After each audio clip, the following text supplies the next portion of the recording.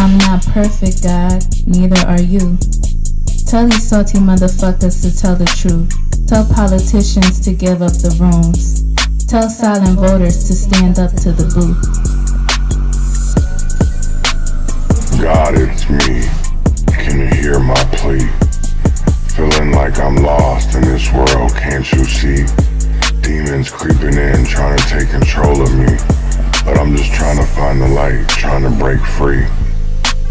I'm not perfect, God, neither are you. But why you keep forgetting me? What did I do? Trying to have a convo, but you starting to preach.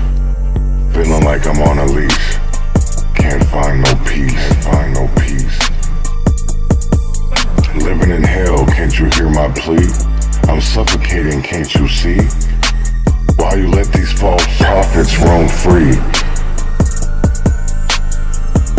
While the well-run suffer, can't you see? I'm not perfect, God, neither are you. Why you keep targeting me? What did I do? Trying to have a convo, but you starting to preach. Feel like I'm on a leash, can't find no peace. Hardest battles, strongest soldiers, greatest burden, broadest shoulders, pushing up just like these boulders. This conflict like it's water, so this mercy, take my chalice, seeking grace through all this malice. All of these salty motherfuckers could give up. Politics and sinners, they all the same. Got me stuck in this endless game. But I won't give up, won't play the role. Gotta do what's best for my soul. I'm not perfect, God, neither are you. Tell these salty motherfuckers to tell the truth. Tell these politicians to give up the room.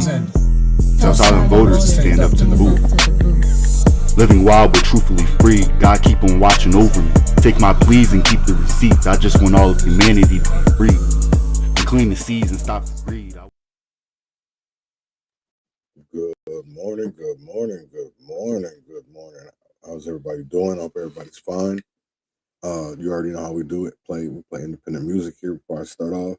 So this morning I got Don Trip, Eddie Valero, The Perfect Plan, and we'll be right back right after this.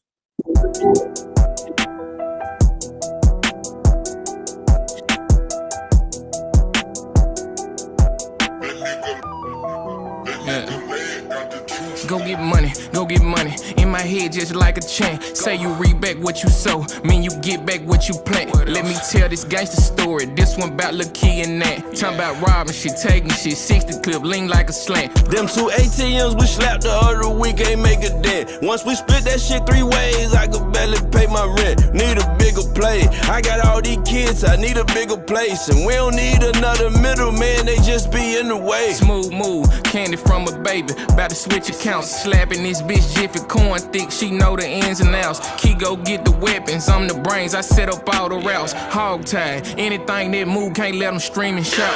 I've been keeping track of all the movement in and out the house. Man, these niggas amateurs. All these niggas talk too loud. And these niggas slipping every night. They got some more bitches. They gon' be a piece of cake. Just make sure you're whole with it. They keep cracking jokes on Lil' Buddy in the polo hoodie. They keep bringing bitches through, but they ain't been giving him no pussy. Niggas too focused on the box. They can't work the stash. That's how way in. We sick that bitch on his thirst ass. Lily, where you at with your thick ass? I need you on this mission. Set it up, leave the door unlocked. We coming through the kitchen. Cameras on the spot, scoped out the room, and they don't pay attention. Trigger happy, anything look wrong, and we gon' get the blessing. Hop out the car, circle around the block while we creep up the side. Hold on, what you doing? Can't rush in, gotta peep inside. Snatch him off the couch in the first room. He was sleeping tired. Jackpot, just ran across some peas. They tried their best to hide. Silly nigga, couldn't get to the stick. He playing PS5. Put the MP5 in his face. He couldn't believe his eyes. They do target practice in the backyard like every Monday. If we had to shoot it out, the neighbors won't think nothing of it. He pissing his pants, begging, pleading like he know what's coming. I ain't say a word, he pointed right to where they stashed the money. I'm ready to walk him down and swipe the Lily bitch too. We can make it halfway to Texas for this hit the news. Fuck it, if it's shit inside the toilet, we gon' flush it out. Stumbling down the steps, got the hitting as we was rushing out. We're parked at the car, returning fire, we had to bust it out. Bleeding through the vest, sitting in the back seat, started pussing out. Time is of the essence, patch me up, need to get dead soon. Feeling weak, burning through my side, hot like mid-June. Blood stains on my teeth, fading away, see my lids gloom. If I died today, went out on top just like a wig room. Soon as I heard shots, I went ahead and swiped the Game Boy. Whacked the whole house, I thought we was on the same accord. Met Ant at the whip, I ain't realized he was hit. He in the backseat needing help, the nigga bleeding like a stuck pig. Swerving through traffic trying to work this shit through. Cause it ain't like we can stop at no emergency room. So I grabbed a bag of money cause this nigga bleeding all on it. What the fuck? This shit say motion picture use only. All right, that was Don Tripp, Eddie Valero. This morning, one of the first stories that I have is about Delaney Hall out in New Jersey. Right now, they are protesting on a basically daily accord. So that's made the New Jersey governor and the Newark mayor put extra things like a curfew and other things out here on protesters. But I wanted to actually show kind of what has been going on. And a lawmaker went into Delaney Hall, said it was like the conditions. And my question is like, what are they expecting the conditions to be, right? Because when we complain, I shouldn't even say complain, right? Maybe our complaints, right? They don't ever want to hear about the prisons or the jails that are in a disarray, or they're making sure that, you know, civil rights are being violated and people's, you know, humanity rights are just being violated. So I'm always curious because, you know, in Minnesota, they went to the Whipple building, they talked about the conditions, blah, blah, blah, whatever. But when we have people that are inside the prison who are making, we'll just say complaints, right, about, you know, the water or, you know, the conditions in there, and they'll be like, oh, they're just exaggerating, you know, that's not real shit. So why are we going to take this shit serious? Because when we come to y'all about Minnesota jails and prisons, nobody ever listens to us. They always make the people who are being the loudest about it feel it. There's repercussions, there's consequences to that. We've seen it in Stillwater, we've seen it in Lionel Lakes, Faribault. So like, what are people really standing up for? Because for me, it feels like it's a whole bunch of anything instead of something. So I just feel like it's another reason to get out here and organizations to spend money, you know, on resources, on, you know, masks, shields. It just be a whole bunch. So for about 20 minutes here, I'm going to show you one video and then I want to show you another. So here is they say it's a stain on our country, right? Lawmaker on the Delaney Hall conditions. Joining us now from outside of Delaney Hall right now is Ali Velshi, host of Velshi, of course, here on MS Now.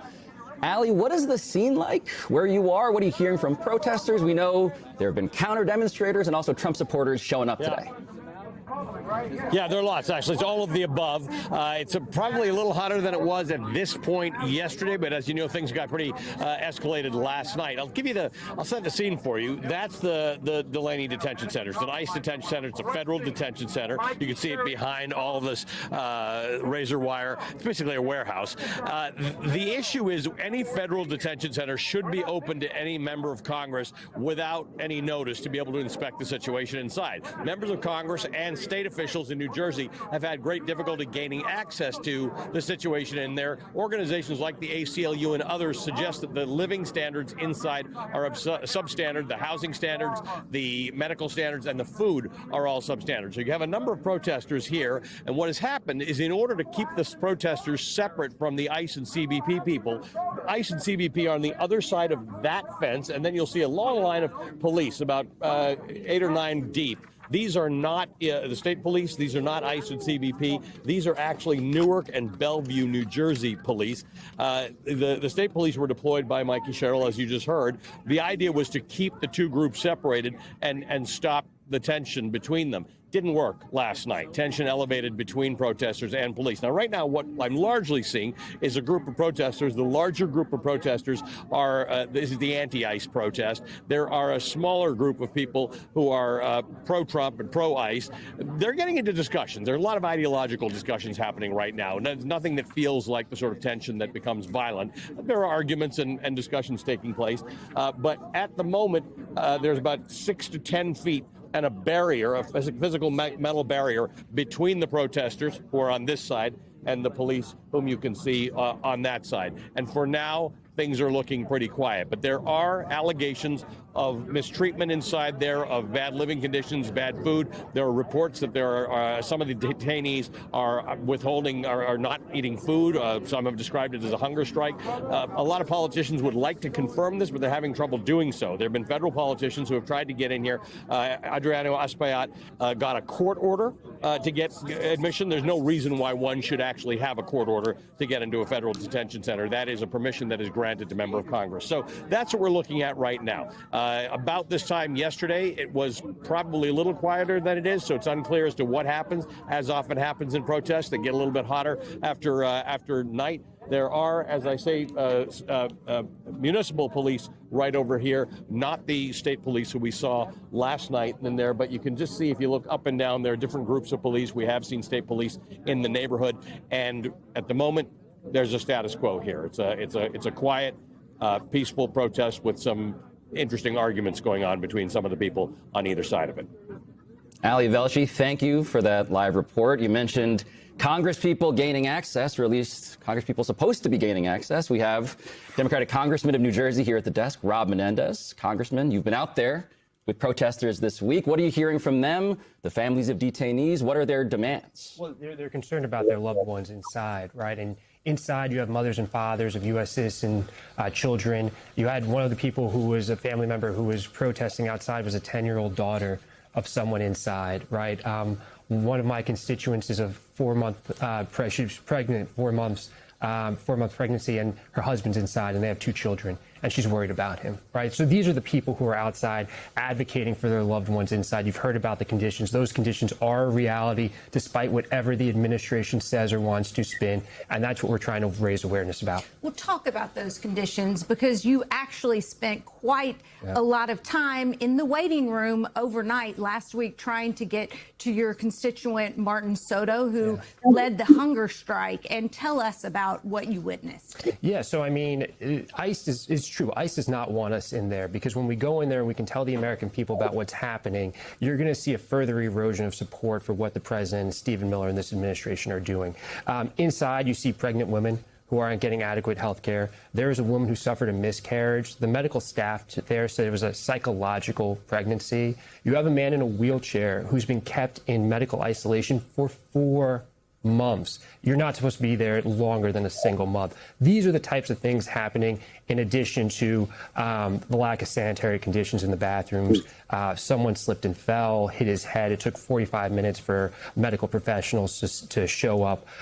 It is an awful place, and our government is spending $1 billion. You know what's crazy to me? Because I guarantee the same things that is happening inside this detention center happen inside their jails, happen inside the New Jersey prisons. And like, that's my thing. I don't understand it. Like, why are all of a sudden these people, and I'm going to say these people, right? Because really, these people just want to protest. People just want to get out here, and you can see the things that even in this next video that I'm going to show you after this one, you're going to see that, like, where do these people get this shit at?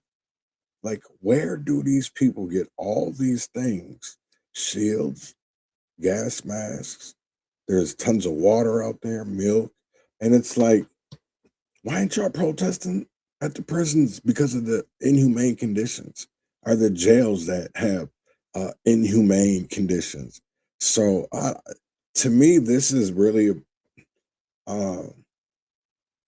performative at best, because you're really not standing up for something.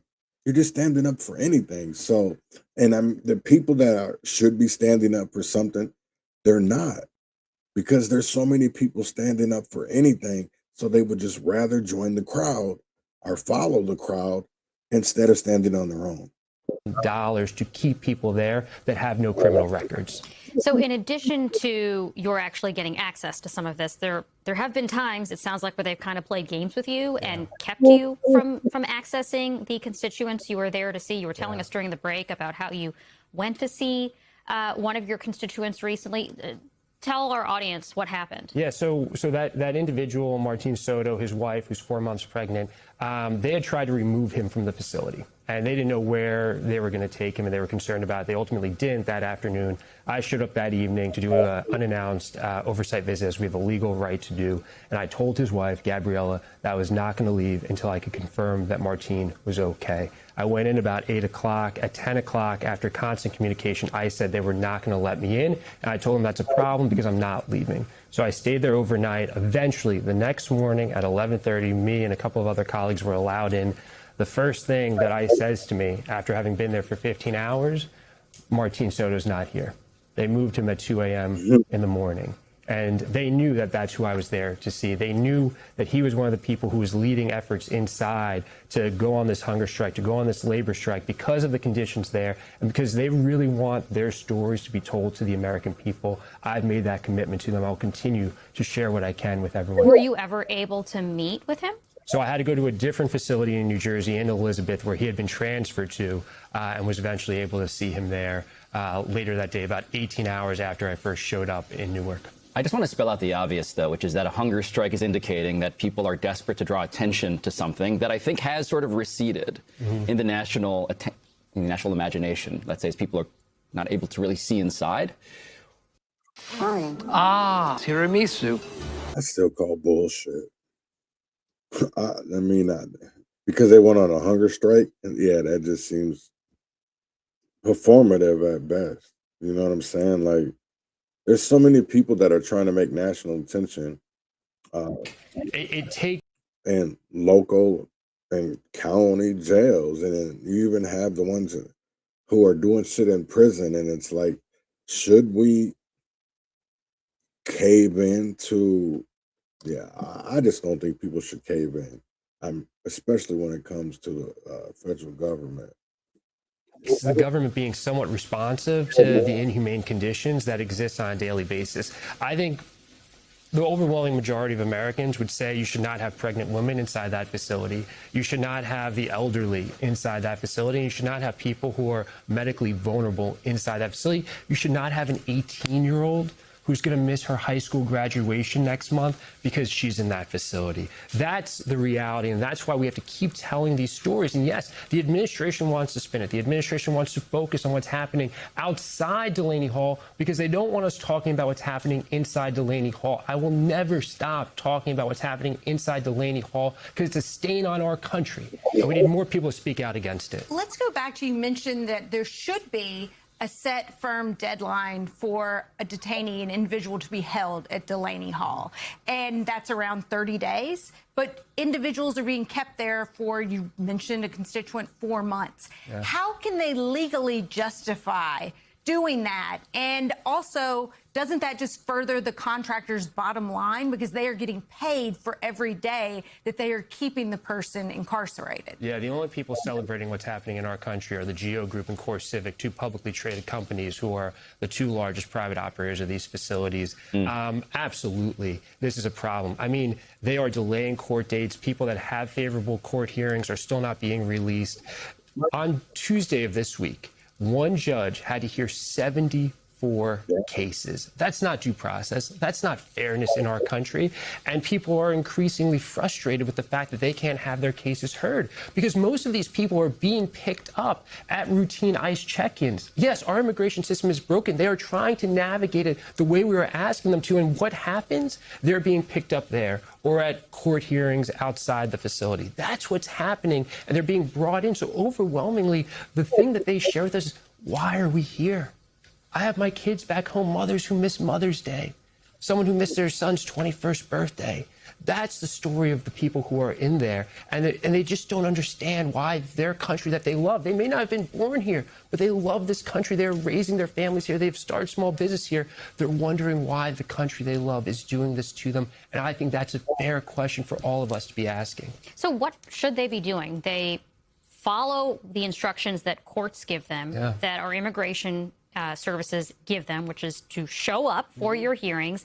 They do that, and they're punished. Presumably, if they stay in the shadows and they disregard those orders to show up at hearings, they're also punished. What options are there for immigrants who are here, who maybe don't have authorization, or they're working on getting their legal status, temporary or otherwise?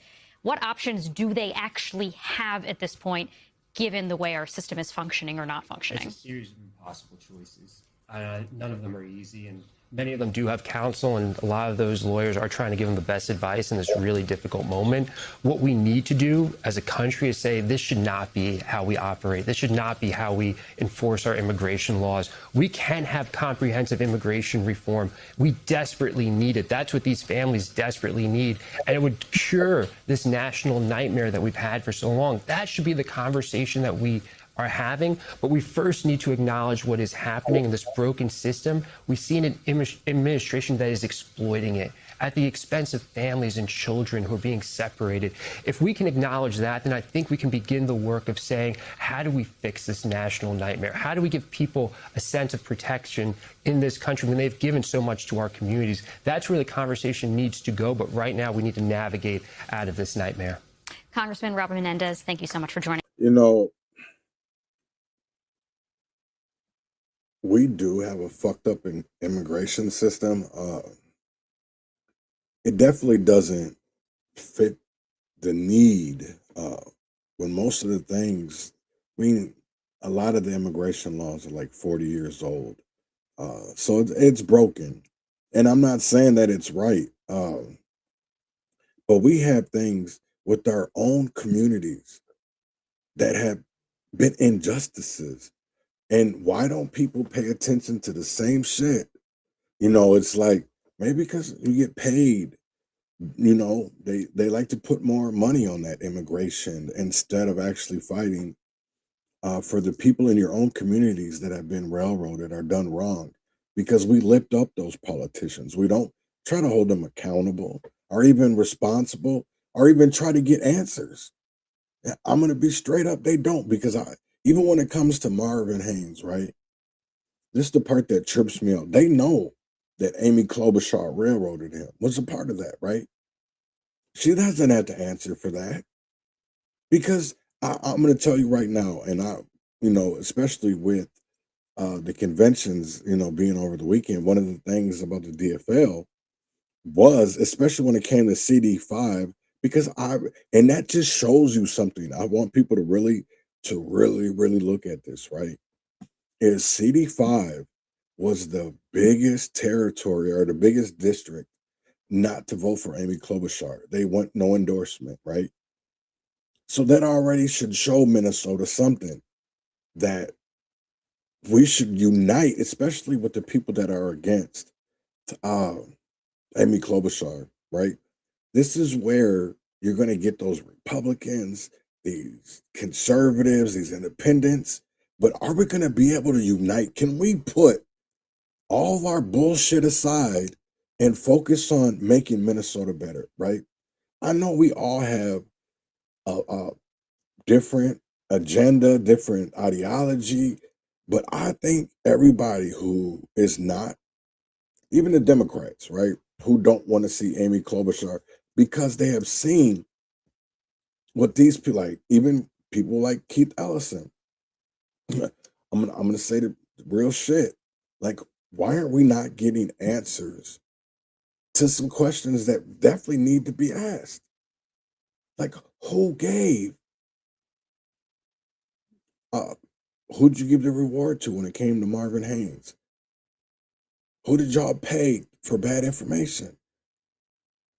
Or we can even talk about so much other things that were done, injustices.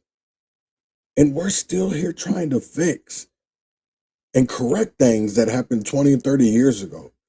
And we can't even get to the shit that's at present because we're still having battles fighting about the old shit. But that's because so many people who were running afoul back then are so-called community leaders now that make sure that it doesn't come out, that they try to silence it.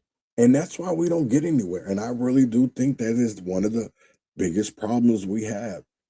You know, there was a post on Facebook about Clarence Hightower, and another person went like, you better stop talking about my pastor.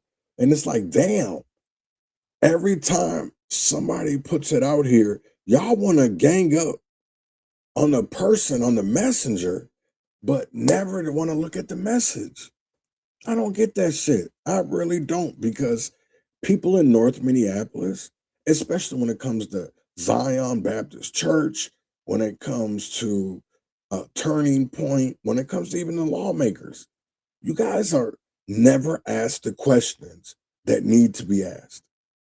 And definitely we need to answer. That's why Minneapolis is running amok.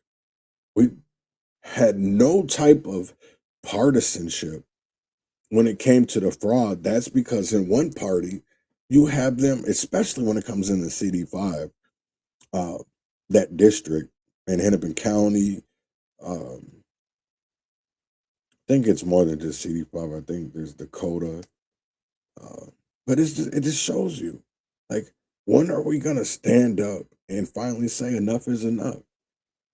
That's the one thing I do not understand is, like, when will people stand up and say enough is enough? Because I can tell you right now, in this little 10-minute video you're gonna watch, you're gonna see the police kettle a person, but not only just kettle, but watch how all the shit is around this, right? So let me get into this video right here. It's about 10 minutes long. Get back!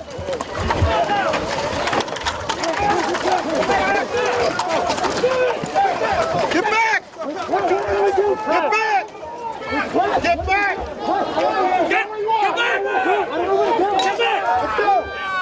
Get back! Anybody go! Get back! Get out of the way! Get out of the way! Get out of the way! Go!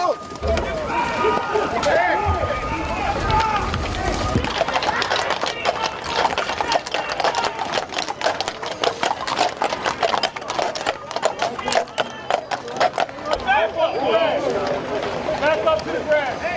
Back up to the ground. Move back. No cops, no KKK, no fascist USA. No cops, no KKK, no fascist USA. No cops, no KKK, no fascist USA. No cops, no KKK, no fascist USA. This is a police.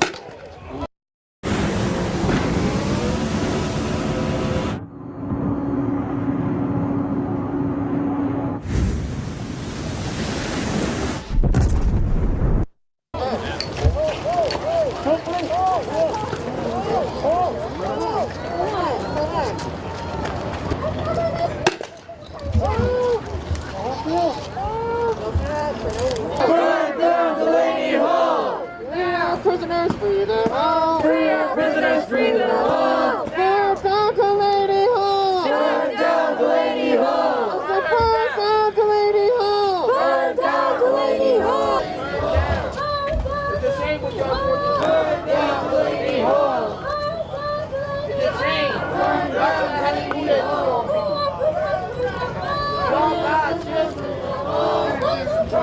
Y'all got children. God created all of you. Hands up! Don't shoot! Don't shoot! Hands up!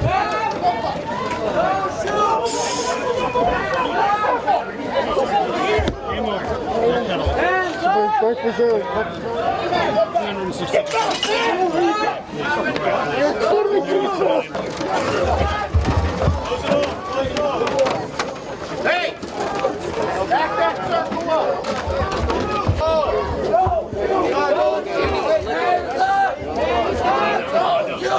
Whatever!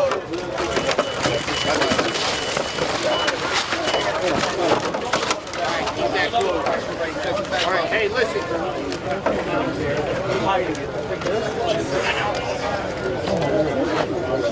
Platoon!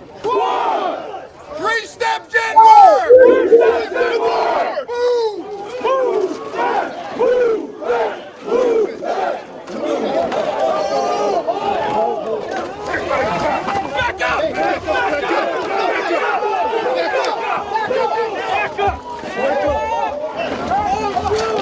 Back up! Back up!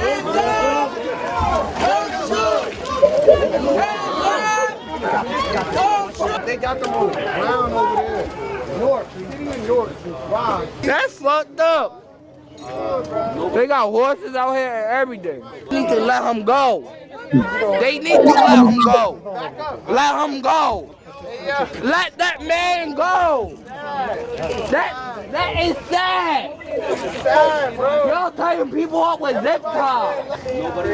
Only one who showed me love since I've been here. Is that like an option? Listen up. Listen up. If you are press, you got the opportunity right now, and that's it, to leave. If you don't leave out here in an orderly fashion, you are coming with us. Do you understand that? You're leaving in that direction, and that's it. You are not press. You are leaving, sir. Hey, all right, steady. You have the opportunity. Can we still stay and film? Hey, listen up. Everybody back up. Back up. Back up! Hey! I got it! Back up! Hey, no! Listen up! Listen, okay? One at a time. Press, you can leave, and you're going beyond that bus right there. You do not come past that bus, do you understand? All right? One at a time. I will tell you and point you out. You're not press. Can I ask a question? No. Let's go. Can I ask a question? You, I'm a part of the city. Out. Out. Hey, boss. Out. Boss. Out. They about to beat our ass. Ball. Out. Ball. Out. Stop. Ball. Ball. Out. I don't care. You're going out that way. Find another way. Go. Hey, can I talk to you? No. Look, they don't talk to you. Go. I got baby on the way. Go. I don't care. Go. Tell Monday what you need. We're creating an agent and naming him Tony. Now let's give him context. I'm giving...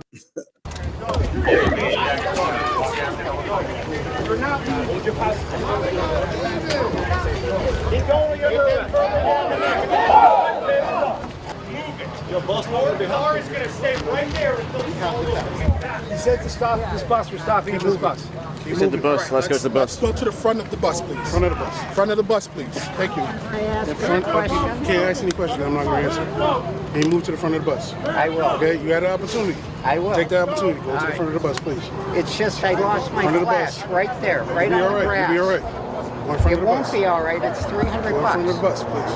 And you guys are supposed to respect Can you go in front the of the bus, please? Yeah. Let's go to the front of the bus. Thank you. Keep moving a little bit. Thank you. Keep moving. Keep moving. Thank you. All right. No, back up. Back up. Back up into the front of the bus. You can do what you're doing. Back up. Back up. That should be to about where this black car is. Back up. Sir, back up. Back up.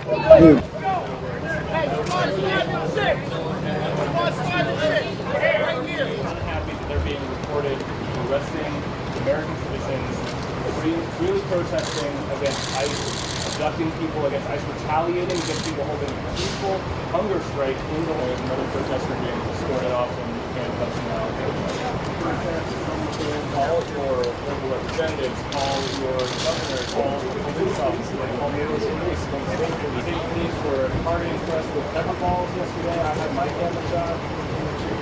Tear gas, flash guns. Pepper balls at least flash guns, tear gas. People who just wanted to be in this country who are not, for most of them, who are holding a peaceful hunger strike shouldn't be indefinitely detained. You're arresting a member of, he has a credential, bro. That is a credential member? Yeah, he has a credential. What the fuck?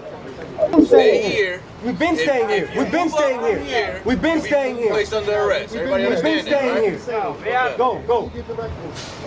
All right, directives I want. Follow instructions or you will be called for a rob. Bro, nobody's scared of you. Bro, you're not bigger than the law. You don't know what the fuck you're talking about. Bro. Trust me, you're not that guy. You aren't either, champ. You're not that guy. Look where you belted. Your wife is probably getting fucked right now.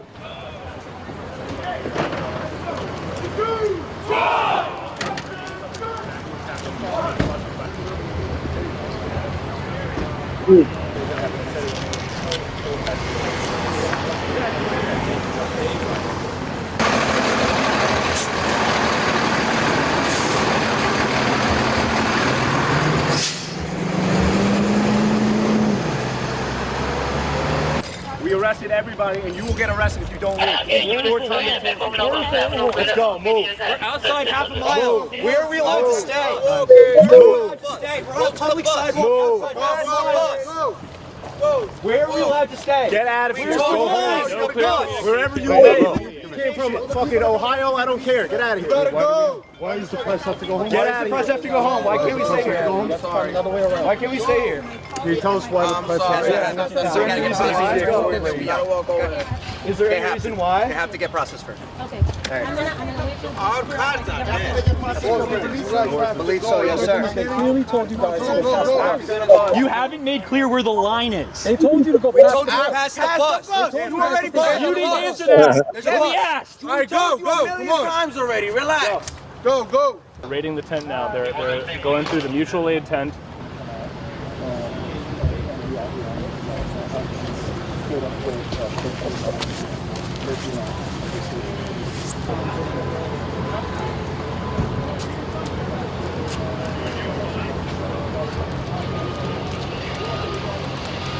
So folks, as we continue to observe the last stages of what occurred.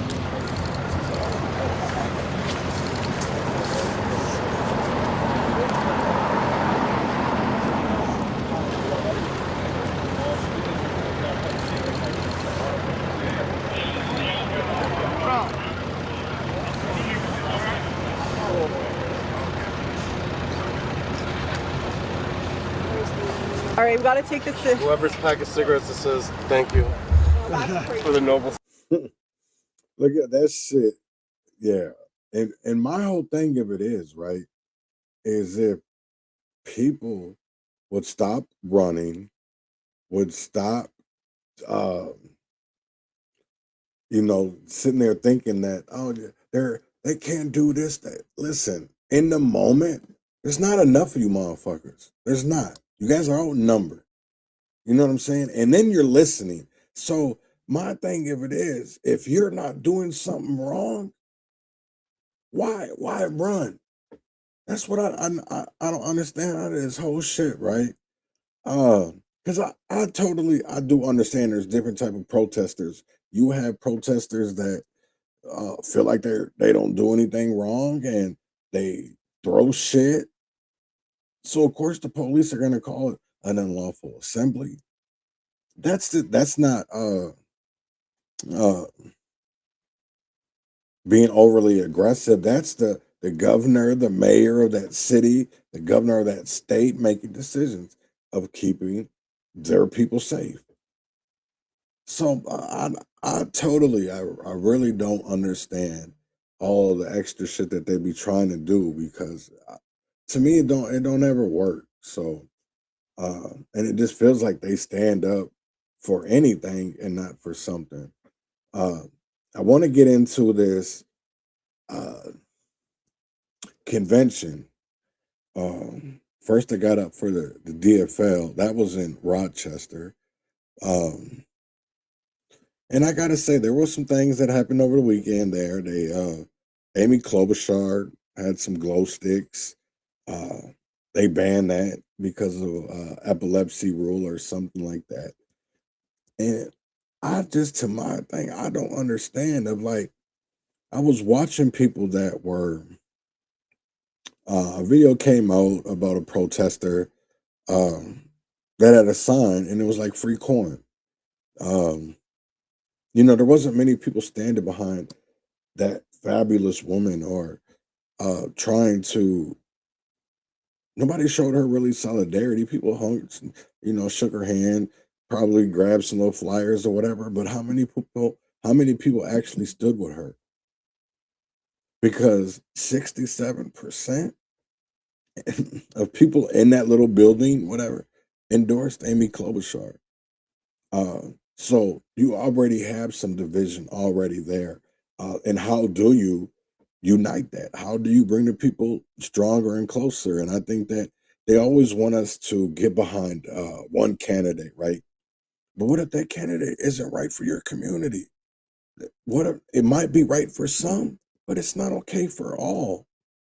You know what I'm saying? So like, I totally don't understand that. And it's okay to have different morals, to have different values. And it's okay that some people don't want to waver on that. It's all right. They would rather stand 10 toes down on what they believe in. And that's fine and dandy, and as we should. So let's get into the DFL State Convention.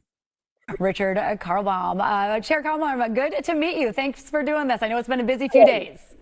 Yeah, good morning. Thank you for having me. Tell us a little bit about just kind of summarizing these last few days. I understand just moments ago you came from a breakfast that's underway. Yeah, they're like probably 4 dozen people upstairs having breakfast. Democrats are energized right now. We are really focused on making sure that we're talking to voters as much as we can, connecting with them, listening to them, and really doing all we can to connect with people. Tell us about, we've had, a long list of endorsements. It's been a busy few days, starting with obviously one of the big ones, Senator Amy Klobuchar, no surprise, being endorsed for the party's pick for governor. Tell us a little bit about the excitement. We know her running mate that she chose was also announced. Just tell us a little bit about that. Yeah, absolutely. So delegates this weekend endorsed Senator Amy Klobuchar as our next candidate for governor. We're really excited about her. Her running mate is Ben Shire, the former mayor of Fergus Falls. We're really excited about Mayor Shire being the lieutenant governor pick. He is somebody who will be the first person elected out of the 7th congressional district, Western Minnesota, in 50 years, actually, to statewide office. So we're really excited about that. What about, we know just yesterday, bringing people up to speed with some of the events, endorsement. Oh, do we still have Chair Carlbaum? Sounds like we might have just lost him. Okay, sorry, folks. We're having some technical difficulties, so we are going to try to get him back. Do we sell? Sounds like we don't have him. Okay, for now, we are going to take a quick check of our weather a little bit early. Sorry, Erica, coming to you a couple minutes early, but weather on the 9s, this is how we roll. Weather on the 6s. On the 6s right now. This time. I just flipped the 9 upside down. Yeah, so starting today, a little bit cloudy. It's just the same type of clouds that were around yesterday. Temperature 63 currently, dew points in the 40s. So overall, a mild warm start for your last day of May. It's crazy. And a couple light showers. These are mostly just southwest of 94 and west of 35. They're spotty, they're light. There is a little bit of lightning, though, over near Pope and Stevens County. But outside of that, just some light moisture. And it's attempting to make its way into the metro. Mostly dry here in the Twin Cities, but some spots might get a little sprinkle through the day. And then here's a look at your futurecast. So into the afternoon, into the evening, most of the rain just in western Minnesota. Eastern Minnesota, western Wisconsin, drier there. So at times spotty showers, but rain totals, those will be fairly light. I would not cancel any outdoor plans if you have them. I actually have outdoor plans after this that I will be keeping. But just grab the umbrella for just I'm back, a little technical difficulties. There we are. Good to see you again. Live TV, Zoom calls, things happen. Recapping for our viewers who maybe hadn't learned about the endorsement of Lieutenant Governor Peggy Flanagan yesterday for U.S. Senate. This was another closely watched, endorsement and race. Tell us a little bit more about what's happening behind the scenes with that race. Yeah, absolutely. So, Lieutenant Governor Peggy Flanagan won the endorsement for U.S. Senate. We're very excited about having her leading the ticket. and she's going to bring people into the party. We're really excited about her candidacy. She's really energetic. People are really enthusiastic about electing a U.S. senator who's ready to really stand with Minnesota. Stand with Minnesota to make sure that we are pushing back against the federal retribution campaign that is against our people. That's not my words. Retribution campaign is Donald Trump's words, and Peggy Flanagan will do that. I know there were several other candidates as well that were endorsed. Steve Simon, again, Attorney General Keith Ellison for a third term. Talk about what you see overall for the party. What do you see as your biggest challenge now moving toward the next step toward November? That's a great question. So first and foremost, we need to make sure Minnesotans understand that we are focused on fixing the affordability crisis that is impacting Minnesotans every single day. The affordability crisis is real, and we are focused on doing everything we can to make life, to bring costs down in terms of groceries, gas, everything else. Second, it is the retribution campaign. We are going to do everything we can to make sure our candidates are communicating to voters about making sure that we are standing up for and with Minnesotans instead of standing with Donald Trump. And lastly, what do you still have left? Today, there is a final day of the convention. What's still left to get done today for the party? So next is the GOP that was in Duluth. And this is my thing about Republicans, right? I do believe they're going to have a big issue trying to win statewide. And it's really not even just statewide. It's in CD5. And I can tell you like this, you're not going to grab voters when you do a resolution about Derek Chauvin. To me, that's just stupidity. And something that really Republicans shouldn't work on. You should listen to the voters that you want. And they had an issue. I shouldn't even say it. A lot of people should have had an issue with Derek Chauvin, the way that he was treating, I won't even say suspects, but treating constituents and residents in Minneapolis. It didn't matter about some of their backgrounds. He overdone things to kids, single mothers, even white people. So it wasn't just a color thing with him. It was that he just felt like he was untouchable. And the way that people, especially the Republican Party, how are you going to get black voters when some of the behaviors or even actions that they do, I'm not going to say that are racist, but they don't attract the black people. They don't attract us at all. You know, so you have, well, I'll get into it later, but a little bit later. But let me show this video about Duluth and the GOP state convention. Waking up with Fox 9 Morning News. The Republican state convention now wrapped up in Duluth. The party spent most of Saturday trying to agree on a candidate for Minnesota governor to endorse. Eventually, Kendall Qualls received the 60% required to win that endorsement. Joining us now from Duluth, the chair of the Minnesota Republican Party, Alex Plekish. Chair Plekish, thank you for joining us. I know it was a late night last night. Well, thank you for having me. And technically, I'm no longer in Duluth. I drove back last night, so got up early here in Wayzata, where I live. There you go. Thank you for clarifying that. I know it took 10 rounds of voting to get to the point for Kendall Qualls was awarded the endorsement, but there were also some technical issues that complicated things. Tell us how this unfolded from your perspective and when you first noticed that there was an issue. Well, what I would tell you is that every time we have great candidates like we did for governor, we ended up with Lisa Damuth against Kendall Qualls, both eminently qualified. And with that, there's always this internal battle as to who's going to get the votes to finally get the endorsement. And there was some concern about the count of the votes. That's no different whether it's using electronic technology or paper ballots, which takes a lot longer, I might add. There's always that sort of infighting, that, counting issues. So it's not unusual that we would have some sort of a hiccup in the votes along the way. But everything was resolved. I'm totally confident in the way things turned out. And like I said, the fact that we had so many high quality candidates battling for the top of the ticket tells you how excited we are as a party. And I understand it did get to a point where there was some delays and you were considering paper ballots. Well, there's certainly people that wanted to go that way right from the beginning. I mean, there was a vote to go to paper ballots before we even started any balloting on Friday, but the body took that under consideration and pretty much overwhelmingly declined to do that. I will say that if we had gone to paper ballots, we might not have ever gotten to the endorsement because there were so many candidates, so many rounds over the course of 2 days that it would have been an incredibly long process. We may not have even gotten there. So going electronic was the way to go, and I'm totally confident in the technology. And regarding the top 3 candidates and things going back and forth, I'm curious, have House Speaker Lisa Demuth or Mike Lindell in that top 3, have they indicated their plans for the primary? Well, Mike Lindell announced even before he started running that he was going to go to primary, so I fully expect that. Lisa Demuth and Ken McCall's both committed that they would abide by the endorsement, so I do expect that that is going to be the case. People can always change their minds, I suppose, but that was the commitment. That's what we're relying on.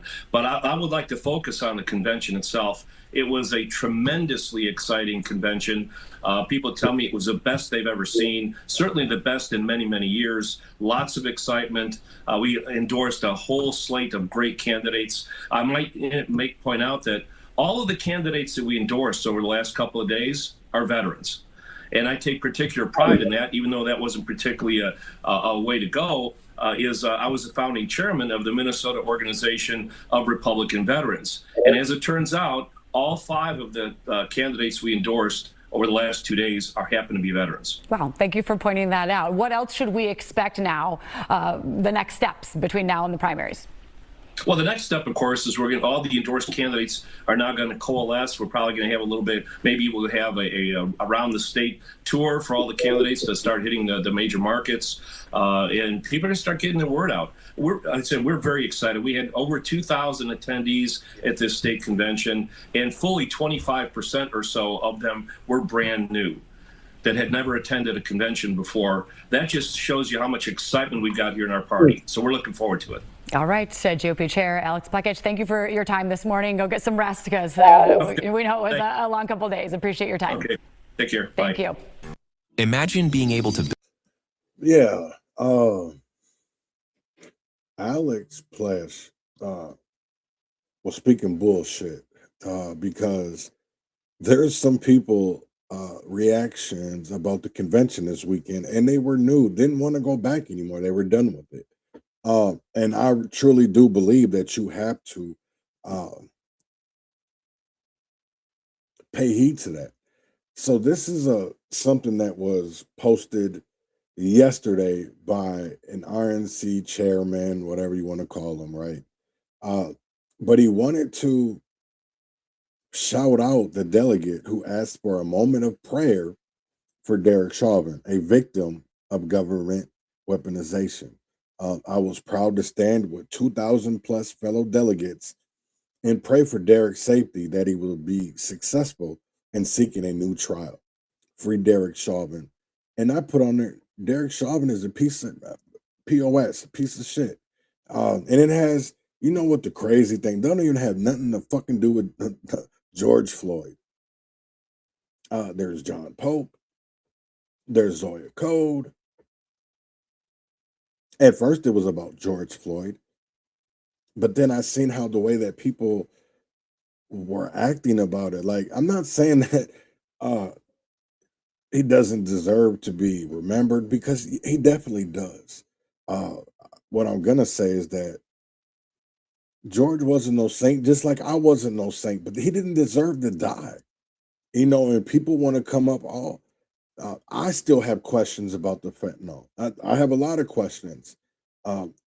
Even when it comes to the MRT move, I have tons of questions about that. I don't think those are things will ever be answered in the court of law. I think it'll be answered in the media, where it has been since Derek Chauvin was convicted. So to me, I really don't get it. How are you supposed to unite with voters that you want? Because I can tell you right now, the convention, a lot of people that wanted to, even when it came to being in a DFL, you didn't see a lot of black people because we can't afford that shit. Niggas is just working every day trying to make sure that they got a roof over their head and can pay the bills. They don't have all that extra cash to be doing all this fuck shit that these conventions do. And like one lady said, it was a waste of her time. Paid all that money, and she felt like her voice wasn't even taken into consideration. I've seen what Peggy Bennett put out here. Actually, you know what? Let me see if I can find her thing real quick. Because I think people do need to hear that, and it's people need to unite. Here's one thing that I will say, right? People definitely need to unite behind one candidate, right? But it's got to be the right candidate, just not any candidate. And state convention. I don't want to. I'm exhausted. If I shoved down our throat either. I want a candidate that isn't scared to go talk to the people. They aren't scared to come into areas that the community might even, depending on what community is, might say, oh, that's a hellhole or blah. But it's not. There's people there. There's people that are voters. There's people that want to vote for some of these candidates, but because there's candidates that don't want to go into certain areas. That's why Republicans lose. They don't want to go into the hardest hit areas in Minnesota when it comes to Minneapolis, Rochester, St. Cloud, Duluth, because I truly do believe they're going to lose them. And they're going to lose them big. And it's not going to be because, it is going to be because they didn't put in enough effort in those areas, because they thought outstate Minnesota and greater Minnesota could win it for them. But what they don't realize is that even in greater Minnesota, in some areas, they're liberal. Hey there, I'm Peggy Bennett, candidate for Minnesota governor. I just got home from the GOP state convention. I'm exhausted if I didn't want to give you an update. The state GOP told us on Thursday that we could have full convention participation if we met their ever-changing conditions. So we drove up and completed everything they asked us to do. We sat around all day Friday at the convention site waiting for them to tell us how to get our presentation video to them. We called, we texted, we waited. For whatever reason, we got ghosted until Saturday morning. They told us to bring the video to them, we did that, and the tech people got it all set up. Then Alex, the party chair, told us we couldn't use the video. That 7-minute professionally produced video was the foundation for my campaign message. Without that video, and with only minutes to come up with a new plan for my 15-minute stage time, this created the impossible for me and my team. There was nothing for us to do but pack up and go home. I'm sad to say that. I've always been a straight shooter. I'll always tell it like I see it. No spin, no smoke and mirrors. Thanks for listening. So there was people that went to these conventions and didn't like it. They didn't, the clicker gate, that is one thing that I know people, especially when it comes to in the Republican Party, don't want to talk about. And it was funny to hear Alex say that he hopes that Lisa Demuth stands on her word. And I think you're going to see her go all the way to the primary. I think you're going to see her go all the way to the primary. She's not going to, just because of the clicker gate, the whole thing from the clickers, I don't believe that any candidate, everybody should be against that ruling. It shouldn't just be, one person or even one candidate. They should all, this is something that they should unite on and want to be against. One thing that I wanted to talk about before I got up out of here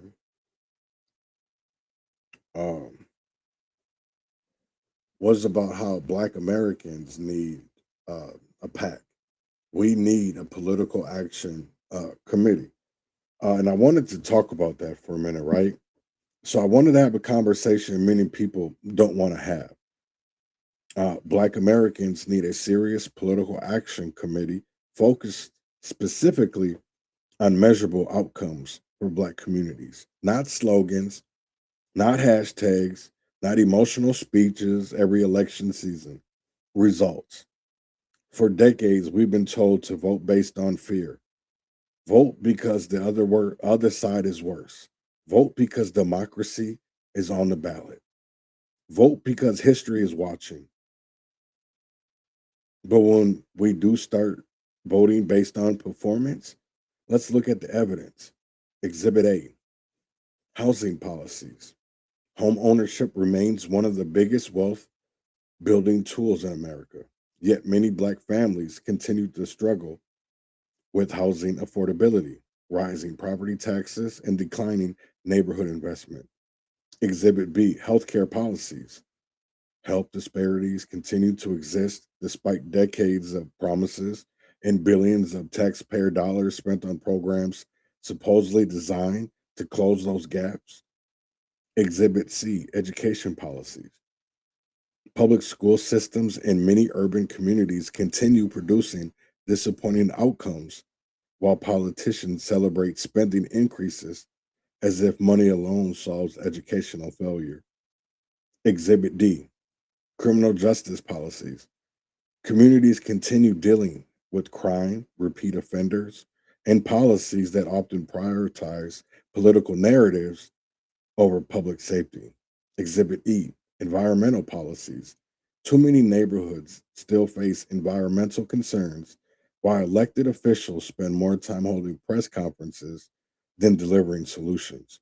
At some point, accountability has to matter. A PAC dedicated to Black Americans should not be loyal to Democrats or Republicans. It should be loyal to results. Support whoever produces outcomes. Oppose whoever fails. Simple. And that's what I don't understand with a lot of people is like, how do we unite our communities to make sure that nobody is left behind? Because at the end of the day, that does matter. It does matter. Nobody should be left behind. And I think certain communities, because the money, yeah. And these people, this is the one crazy thing that I don't ever get, right? Is like when shit starts to happen, you don't ever see them on the front lines. That's what I don't understand, right? It's like when they're on the front lines, you don't never see them. Did he just compare fighting for illegal alien criminals to our Boston Tea Party? See, this is the thing that I don't get, right? Is why do they try to compare the Boston Tea Party? Because they have representation. So why are you going to asking for a revolution for illegal? See, I don't get that. I want to listen to this real quick because I don't even like scamming ass Jolly anyway. Feel about that? That's the fact. I don't care, by the way. I'm not speaking to just, I'm about to say the thing that needs to be said that I've been avoiding saying for a long time and that nobody else is saying on the internet. Because if you're saying on the internet, it could end poorly for you. But I don't care. I'm going to say it anyway. And here's the thing. What's happening right now in this country is already past the line. We've already passed what should have been the line for revolution. What's happening right now with ICE and with everything else is our Boston Tea Party, right? Like our Boston Tea Party moment. Like taxation without representation. Well, we are at the point where we don't have rights. We've sacrificed all of our rights so that corporations can be rich. We've sacrificed all of our rights so that billionaires can exist. And I don't give a fuck how you feel about that. That's the fact. I don't care, by the way. I'm not speaking to just blue voters. I'm talking to everybody. If you're a conservative or whatever, listen to me. I'm talking to you too. This is a class war that we're losing, and we fail to acknowledge it because we're so divided upon these fucking blue-red lines that we've lost our fucking way. Listen, go look at what's happening in Delaney right now. Go look at what's happening. The police are literally arresting everybody just for protesting. The First Amendment, there's a reason it's number one. The First Amendment is dead. It died. It died, motherfucker. It died this year. With everything that happened in Chicago and DC and Minneapolis and LA and now in New Jersey and every place in between, the First Amendment's dead. If you think our First Amendment rights still exist, you're a fucking lunatic. I'm posting this. When I get done recording this, I'm going to post it on the internet. And there's a chance that I could face DOJ federal charges and indictments for me saying this out loud. And that thing is that we need a revolution. We need people to take to the streets and say, fuck it all. That's it. We're done, dude. If we don't have our 1776 moment right now, we're about to pass the point of no return. And people are going to say, oh, Johnny, you shouldn't do that. There's still hope. We can still win the midterms and take back the House, and we can still fucking hold them all accountable. You're a delusional motherfucker if you believe that. I don't give a fuck. Cancel me. Cancel me. The governor of New Jersey is a Democrat governor that everybody was happy that she won the seat. Yay, Mikey Sherrill won the governorship. And she's the one that's sticking the state thugs on you right now. The governor of my state, Virginia, where I live, everybody was happy Spanberger won. I mean, even I voted for her. I was happy Spanberger won because fuck having a Republican governor. She vetoed the rights for unions to fucking have collective bargaining. She vetoed regulations against ICE. She had a massive veto against a bunch of things that our Democrat majority House of Delegates gave to her, because at the end of the fucking day, the Democrats are nothing more than moderate conservatives. We don't have a left-wing party. We don't have it, motherfuckers. And if you think the fucking Democrats winning the majority in November is going to save us from this shit, then we're just going to be back here in a couple years any goddamn way. The status quo is what got us here, and the Democrats uphold the status quo. If you're a staffer on Capitol Hill and you're watching this video and you never want to let me talk to your fucking congressperson again, I don't give a fuck. I'm done, dude. I'm done. I'm punching my fucking card. I'm punching my fucking card. Not enough people are fucking angry. Not enough people are in the fucking streets. A revolution is not happening yet. It needs to. It's still not too late, but god damn it, it's almost too late. And if motherfuckers don't get involved, right, go look at what's happening in Delaney Hall right now. Go look at what's happening in Delaney Hall tonight. Go look. Go look. Tell me about your constitutional rights. Tell me how much they really exist. They don't. We don't have rights anymore. If you're not rich and wealthy, if you're not Elon Musk, if you're not Donald Trump, if you're not part of the fucking 1% billionaire class, motherfucker, any perceived power you have is nothing more than that. A perception. Cancel me. I don't give a fuck. Run this across the internet, tell everybody I'm a delusional fucking, I've gone too far and I've said too much and I'm being whatever the fuck you want to. I don't give a fuck. What I'm saying is the truth. Whether you see it now, 10 years from now, 20 years from now, I don't give a fuck when you see it. But I said the truth. Fucking chew on it. I'm about to say the thing that needs to be said. That I will say this is it's crazy for him to compare the Boston Tea Party to this immigration bullshit, right? Let's go back to what the Boston Tea Party was about, right? Because let's get on to what it was about. It was about theft without representation, right? That's what it was. That's why people were out there they were getting taxed without any type of representation. Maybe I said it wrong at first, but they were getting taxed without any type of representation. So the Boston Tea Party was an act of protest on December 16th, 1773, during the American Revolution initiated by the Sons of Liberty in Boston, the capital of Massachusetts, one of the 13 colonies of British America. It escalated hostilities between Great Britain and the Patriots, who opposed British policy towards its American colonies. Less than 2 years later, on April 19th, 1775, the battles of Lexington and Concord, also in Massachusetts, launched the 8-year American Revolutionary War, which resulted in the independence of the colonies in the United States.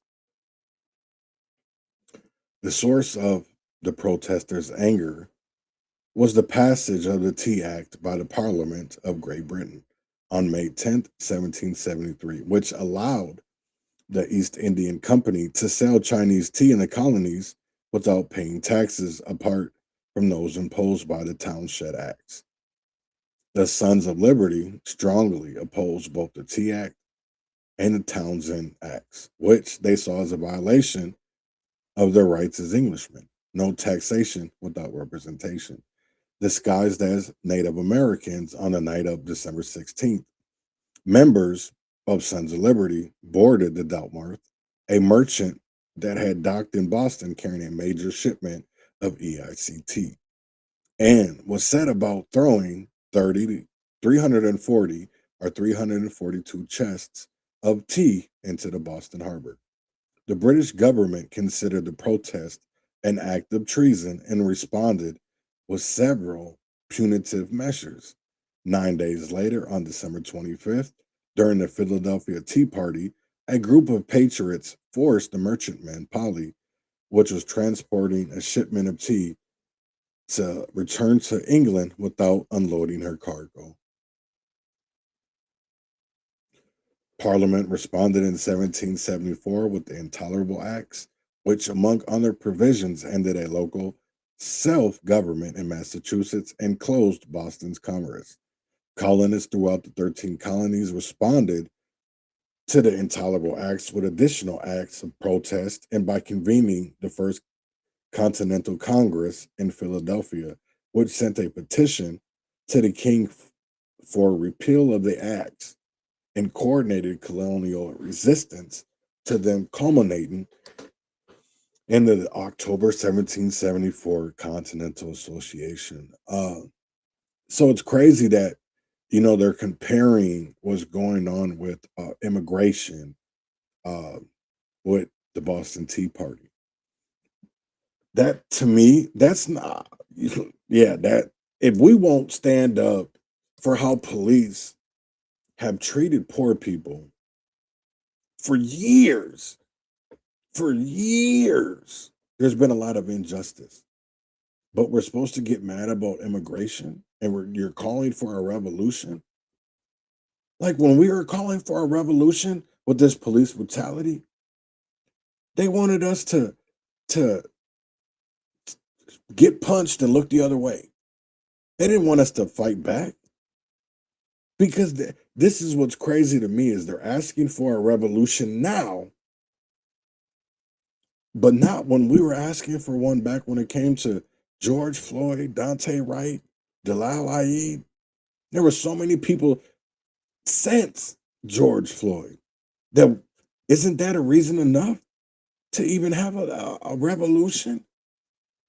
Because what's crazy to me is we still have the same conditions in some of these communities. They're not getting better, even though all this money has been pumped into what is supposed to be nonprofits, have wasted or been fraudulent with monies that is from taxpayers.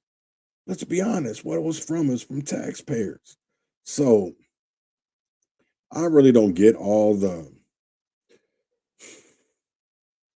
this shit about what they're doing for immigrants or even the LGBTQ community, because when it's really time to stand up, they don't want to. Why is always the gingers that are like this? Shit. He's just looking for his 15 minutes again. He must not have got it enough in Akron. That's what I'm saying. They want people to donate and to end up giving money so then they can fraudulently waste it. Let's be honest. Nothing has changed. It's only gotten worse. Only gotten worse. Only gotten worse. And that's the crazy part. Let's see what's going on in Iran. No news sirens in Kuwait. If you want to join, yeah, there were supposed to be communities were supposed to shut down yesterday, but they didn't. So it's still going.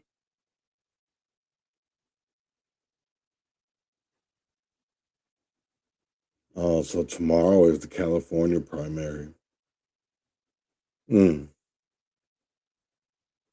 That's what's up. That is what's up. Wednesday night, the finals. San Antonio, New York. That should be an exciting one because Game 7 was. I liked it, that shit. I really enjoyed watching the NBA Finals or the Western Conference Finals this weekend, especially Game 7. I didn't know how people were, especially came down to Wemby or Castle. I didn't know how they were going to act, but acted pretty good. They played pretty good. They played real good. They played as a team. They played team ball, and Oklahoma just didn't have it. They did not just have it. So I'll be back here tomorrow, same time, same place. And I'm going to bring more. Tomorrow is the last day of filing for candidates. So if you haven't filed, get out there and please do file. I will talk about that some more tomorrow about, candidate filing. So tomorrow, same time, same place. And I'm going to get up out of here. Here goes Tyler Watts, #1. And I'll see y'all tomorrow.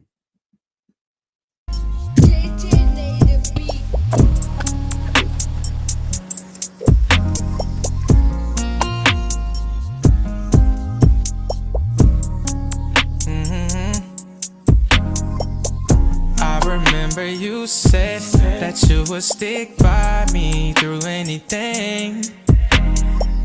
You told me you would ride for me, but it feels like some change. I can't figure out where your heart is. Every day a new argument got me feeling like my love ain't enough. We should talk about some things. I'm feeling out of touch. I don't wanna feel like you giving up. No. Whenever I'm outside, running around and making plays, I'm always thinking about us. I'm always thinking about us. No matter what they say, can't no other take your place. I know